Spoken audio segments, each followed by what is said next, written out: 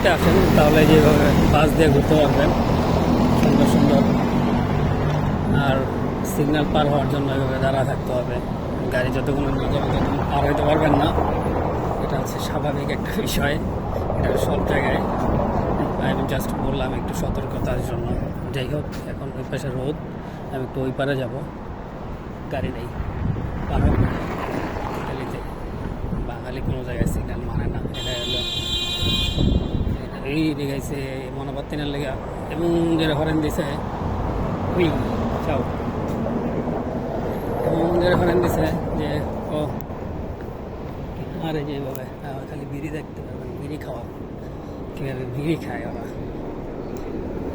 প্রচুর পরিমাণে বিড়ি খায়। গরমে এইভাবে ঘুরতে হবে। আর কিছুটা হচ্ছে গরমে যেভাবে সাইকেল চালাইতে হবে, নিজের সাইকেল নিজেই চালাতে হবে। ফুল দেখতে চাইলে ঘুরতে হবে। আর একটু বিশেষ উপভোগ করতে হইলে এই সব ট্রামে উঠতে হবে। ভেঙে যা গ্লাসটা। Sells all kinds of stuff outside one.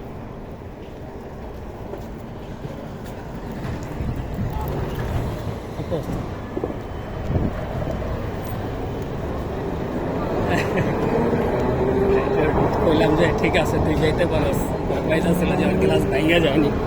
যাই হোক, ওর মতো আমার মতো। আর হচ্ছে এদিকে যদি একটু ওয়েট করি, ট্রাম তো পাবো না, ট্রাম তো গেছেই মাত্র। এখানে হচ্ছে ট্রামের চার্টশিট দেওয়া আছে, ট্রাম কোন কোন জায়গায় যায় দেখতে মন চাইলে দেখে নিয়ে যায় ট্রাম কোন কোন জায়গায় যায়।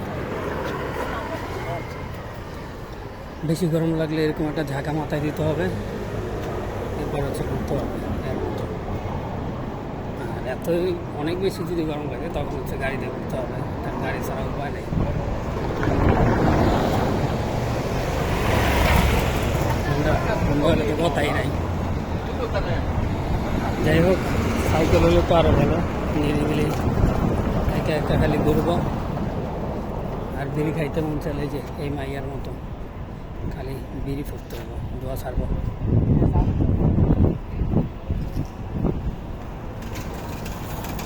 যাই হোক, একটা রেস্টুরেন্ট ছিল এখানে, থাক আমি পার হয়ে যাবো ওপারে, কারণ কাজে যেতে হবে, কাজে না গেলে হবে না।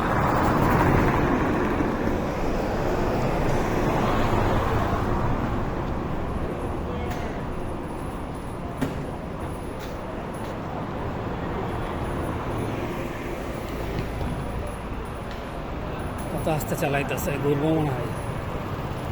যাই বলবো,